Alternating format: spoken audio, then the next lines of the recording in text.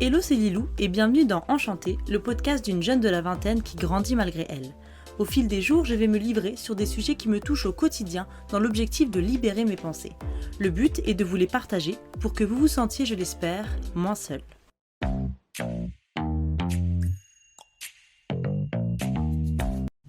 Bonjour à tous et bienvenue dans un nouvel épisode de ce podcast.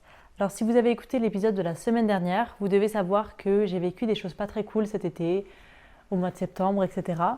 Je vous laisse aller l'écouter si ce n'est pas déjà fait. Et pour ceux qui l'ont déjà écouté, donc on continue. Je voulais vraiment continuer un peu sur cette lancée-là, continuer un peu à vous en parler, mais d'une autre perspective, parce que je crois que j'ai omis de dire quelque chose.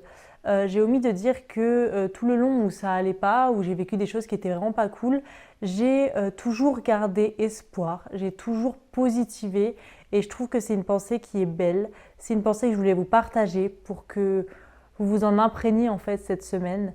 Voilà, donc c'est pour ça que je vais vous parler un peu de pourquoi et comment j'ai gardé espoir en la vie finalement pendant que ça allait pas trop.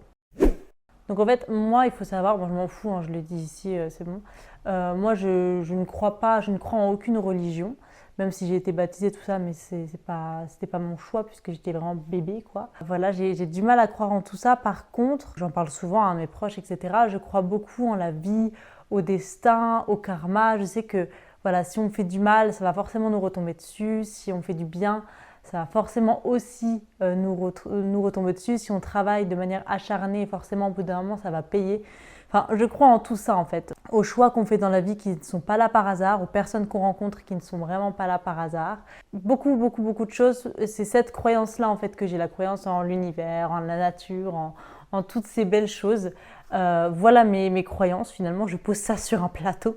Bref, et du coup, ça fait que donc, j'ai espoir en la vie, même si celle-ci me met des épreuves sur mon chemin. C'est pas toujours très facile, on peut vite perdre espoir, on peut vite se dire que c'est relou, qu'une période où on n'est pas bien, que ça peut durer, on peut très bien se dire que ça peut durer toute la vie, etc.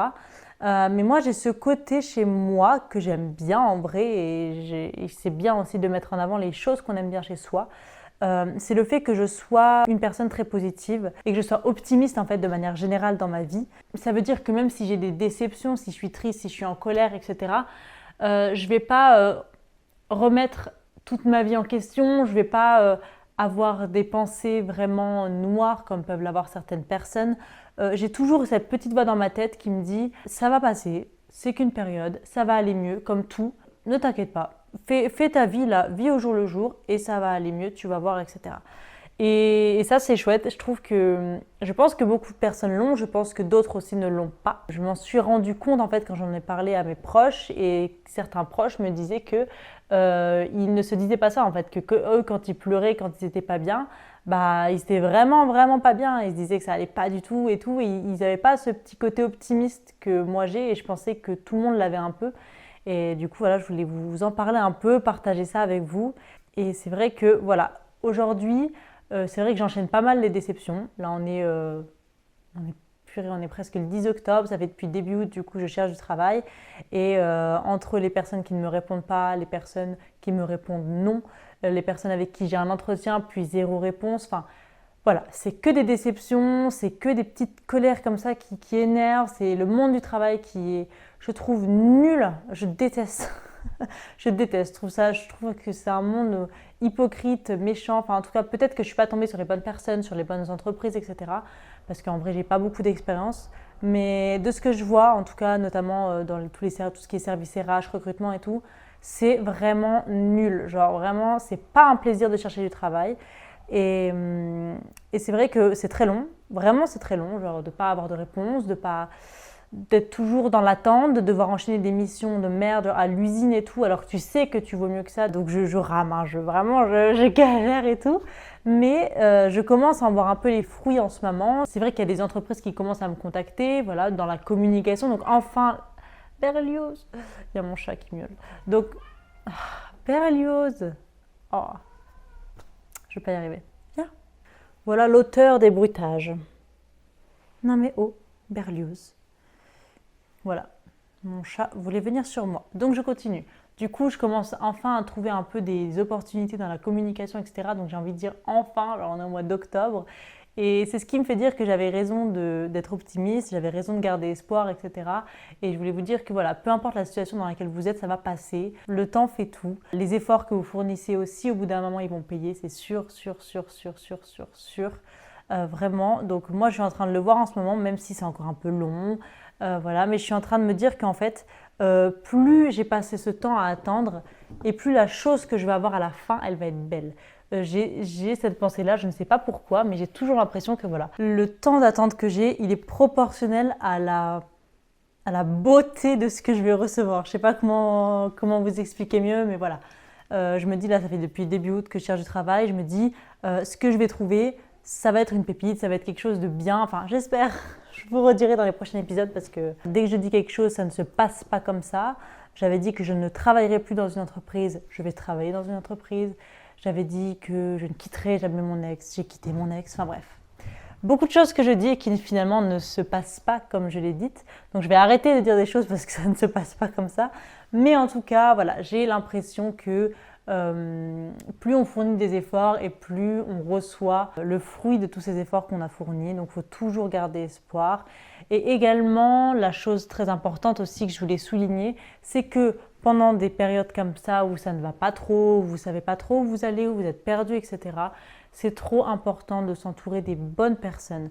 Quand je dis bonnes personnes, donc il y a des personnes qui vous aiment mais qui restent un peu de leur côté. Et il y a des personnes qui sont là depuis pas si longtemps. Parce que je vous dis, j'ai rencontré une personne qui est là vraiment depuis genre septembre, donc ça fait pas longtemps du tout. Mais c'est quelqu'un qui me pousse à aller plus loin, qui me pousse à sortir de ma zone de confort. Il faut s'entourer de ces personnes-là qui vont toujours déjà positiver, qui vont vous donner des bons conseils et qui vont être là à vous pousser, à vous dire vas-y, vas-y, même si ça te saoule, même si tu n'as pas envie, vas-y, fais-le moi. C'est ça par exemple pour l'intérim, où je n'avais pas du tout envie de base de travailler dans l'intérim, je voulais rester chez moi et puis chercher du travail. Sauf qu'en fait, ça ne fonctionnait pas.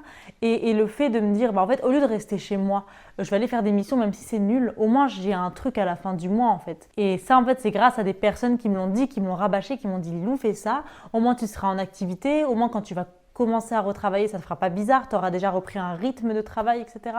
Donc vraiment, entourez-vous des bonnes personnes, des personnes qui sont là pour votre bien et qui veulent votre bien et qui ont aussi une autre vision de votre vie que vous. Parce que moi, par exemple, en sortant de l'été, tout ça, avec ce qui s'est passé, tout ça, j'avais vraiment ce côté très flemmard, manque de motivation, etc. Et j'ai rencontré des personnes, enfin une personne en particulier, mais beaucoup de personnes sont là aussi pour moi, qui n'étaient pas flemmards en fait, qui m'ont dit vas-y, il faut que tu te motives. Il faut que tu te motives, il faut que tu y ailles. Il m'appelle régulièrement, comme où est-ce que ça en est, etc. Redis-moi, n'hésite pas si tu as besoin de mon aide, etc. Donc ça fait un bien fou et vraiment, entourez-vous de ces personnes-là. Si vous êtes dans une période où vous n'êtes pas motivé, je pense aussi peut-être les personnes qui sont au collège ou au lycée, parce qu'il y en a qui m'écoutent et qui sont aussi dans ces moments-là.